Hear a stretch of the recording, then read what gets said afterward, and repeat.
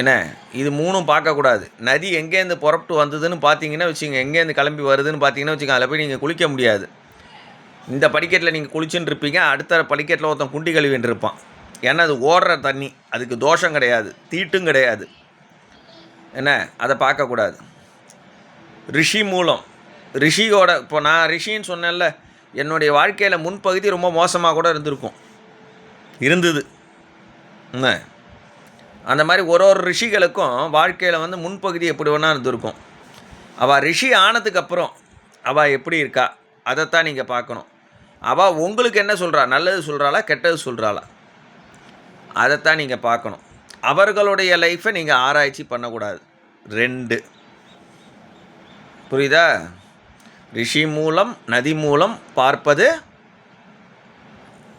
கூடாது.